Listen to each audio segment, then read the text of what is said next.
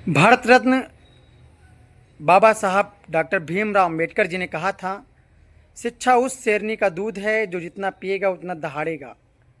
एक कहावत और है कि शिक्षा सवालों को जन्म देती है। नमस्कार, मैं संचित यादव साजन आज शिक्षा व्यवस्था और उत्तर प्रदेश सरकार के एक फरमान, उत्तर प्रदेश के प्राथमिक सरकारी विद्यालयों के अधिकांश विद्यालयों के मर्जर होने की जो घोषणा की गई है, जो फरमान जारी किया गया है, उस पर चर्चा करने के लिए आप सभी लोगों से जुड़ रहा हूं। सवाल ये नहीं है कि प्राथमिक विद्यालय, सरकारी विद्यालय बच्चों की कम उपस्थिति के कारण बंद हो रहे हैं, बल्कि सवाल ये है कि आखिर क्या स्थिति आई, ऐसी कौन सी स्थिति ने उत्तर प्रदेश की इतने सारे विद्यालयों को, नौनिहालों के विद्यालयों को, गांव गरीब गुरबों, जो देहात गांव के बच्चे हैं, उनके सरकारी विद्यालयों को मर्जर करने की घोषणा क्यों की। बल्कि सवाल ये भी है कि पूरे देश में आज तक कोई ऐसी सरकार नहीं होगी जिसने इतने बड़े पैमाने पर नौनिहालों के, नौनिहाल हो चाहे कोई भी हो, विद्यालय विद्यालय होता है। विद्यालय को, स्कूल को शिक्षा का मंदिर कहा जाता है। भारतीय जनता पार्टी हमेशा धार्मिक रूप से अपने आप को धार्मिक सर्टिफिकेट बांटने वाला मानती हैं, जबकि विद्यालयों को, स्कूलों को शिक्षा का मंदिर कहा जाता है। यही लोग आज शिक्षा के मंदिर को तार तार करने पर एकजुट हैं, तुले हुए हैं। आखिर ऐसी कौन सी स्थिति आई? पूरे देश में ऐसी कोई सरकार नहीं होगी जिसने विद्यालयों को बंद करने का फरमान जारी किया हो इतने बड़े पैमाने पर।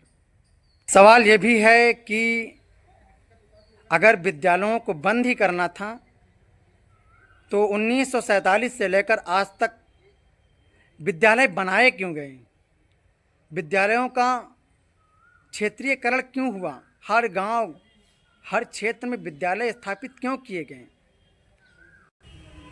सवाल ये भी चुभ रहा है कि ऐसी कौन सी स्थिति ने इतने बड़े पैमाने पर यह फरमान जारी करवाया कि नौनिहालों के प्राथमिक विद्यालय इतने बड़े पैमाने पर मर्जर किए जाएं।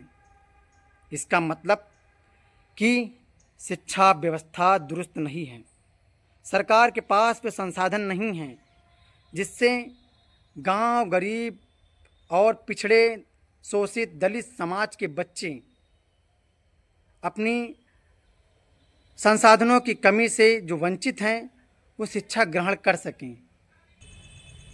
एक सवाल और बनता है कि आखिर जब विद्यालय बंद करने का सरकार ने फरमान जारी ही कर दिया, इसका मतलब यह है कि बच्चे इसलिए नहीं उनके विद्यालयों में आ रहे हैं, या जिन विद्यालयों को मर्जर करने की घोषणा की गई है उन विद्यालयों में बच्चे इसलिए नहीं आ रहे हैं कि शिक्षा व्यवस्था नहीं सही है, अध्यापक पढ़ा नहीं रहे हैं, विद्यालयों में उचित व्यवस्था नहीं है।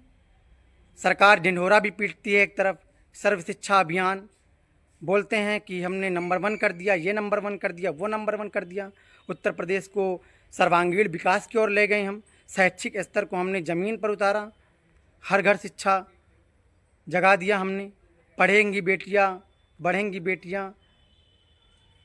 जब ये ढकोसला, ये ही प्रोपेगेंडा फैलाना था, तो आप कैसे आप कह सकते हैं कि हम नंबर 1 हैं? और आखिर क्यों स्थिति ऐसा पैदा हुई कि विद्यालयों में बच्चे कम हो गए? इसका मतलब आपकी व्यवस्था में, आपके सिस्टम में कोई ना कोई कमी है महोदय।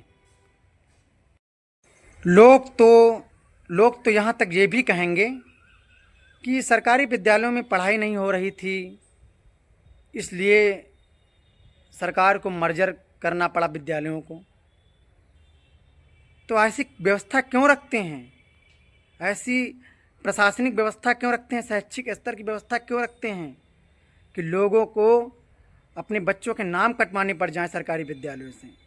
इतना लाखों करोड़ों का इन्वेस्ट क्यों करते हैं? क्यों इंफ्रास्ट्रक्चर तैयार करते हैं आप? लोग तो यहाँ तक ये भी कहेंगे कि शिक्षा व्यवस्था जो है नहीं सही है सरकारी विद्यालयों की। सिर्फ पढ़ाते नहीं हैं, बैठाले रहते हैं। आप ये बताइए, ऐसा कोई अध्यापक नहीं होगा जिसने ग्रेजुएशन, बीटीसी, डीएलएड करने के बाद, टेट, सुपर टेट पास करने के बाद, मेन शिक्षक भर्ती की परीक्षा, इतनी संघर्षमयी ज़िंदगी और इतना संघर्षमयी एग्ज़ाम देने के बाद जिसको सरकारी नौकरी मिली होगी, अध्यापक बना होगा, क्या वो बच्चों को पढ़ाना नहीं चाहता? गलत है ये, ऐसा गलत है। सारे अध्यापक जितने भी कंपटीशन एग्ज़ाम क्लियर करके शिक्षक पद पर तैनात हुए हैं, सब पढ़ाना चाहते हैं। आप व्यवस्था तो ऐसी दीजिए, ऐसी व्यवस्था दीजिए आप। ढिंढोरा पीटने से कुछ नहीं होता। और गांव गरीब का बेचारा, जो बेचारा 200-300 रुपये की दिहाड़ी करता है, पिछड़ा, कमज़ोर, दलित समाज का, जो गांव देहात के इस विद्यालय जिनको आपने आदेश किया है, वहाँ जो बच्चे पढ़ रहे हैं, उनके माता पिता मजदूरी करके 200-300 रुपये की मजदूरी करके अपने घर का खर्चा चलाते हैं। वो इसी सहारे रहते हैं। कम से कम हमारे गांव में सरकारी विद्यालय हैं, सरकार इतना व्यवस्था कर रही है, इतना सब कुछ दे रही है, हमारे बच्चे पढ़ लिख जाएंगे।